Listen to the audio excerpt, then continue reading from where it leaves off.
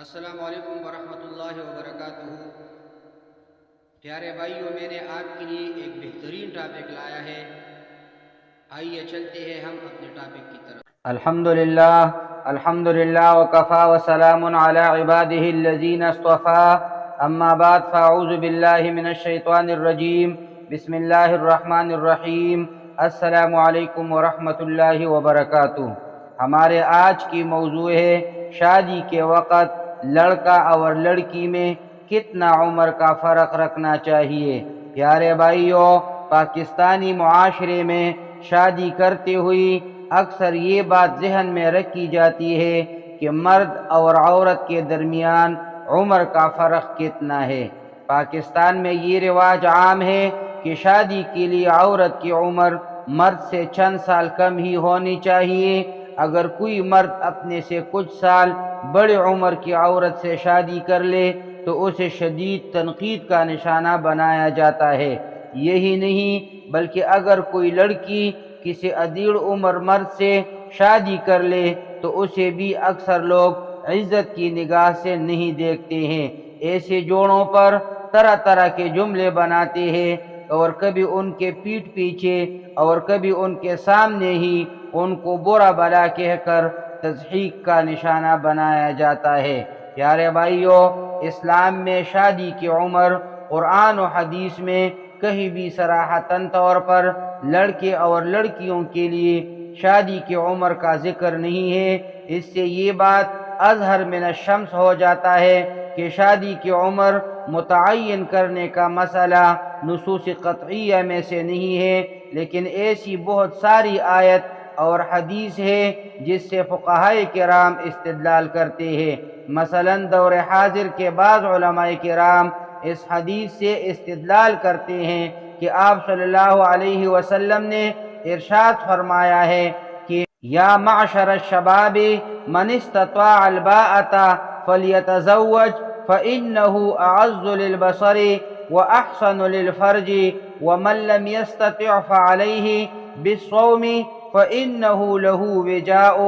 مذکورہ بالا حدیث میں رسول اکرم صلی اللہ علیہ وسلم نوجوانوں سے مخاطب ہو کر فرما رہے ہیں جس کے پاس گھر بسانے کی طاقت ہو وہ شادی کرے۔ نوجوان کتنی عمر والے کو کہتے ہیں، اس میں مختلف اقوال ہیں۔ بعض کا قول ہے کہ 19 سے 21 سال کی عمر والے کو نوجوان کہتے ہیں، چونکہ عام طور پر چھوٹے بچے اور بچیاں گھر بسانے کی استطاعت نہیں رکھتے ہیں۔ اسلامی ملکوں میں شادی کی عمر، پیارے بھائیوں، دنیا کے اکثر ممالک میں مرد و عورت دونوں کے لیے شادی کی عمر متعین ہے۔ اسلامی ملکوں کی بات کریں تو ہمارے ملک پاکستان میں لڑکوں کے لیے 18 سال اور لڑکیوں کے لیے 16 سال کی عمر متعین ہے۔ یہ عمر متعین کرنے کی وجہ یہ ہے کہ امام اعظم رحمہ اللہ کے نزدیک بلوغیت کے آثار اگر مفقود ہو تو سال کے اعتبار سے حد بلوغ لڑکوں کے لیے 18 سال اور لڑکیوں کے لیے 17 سال کی عمر حد بلوغ ہے۔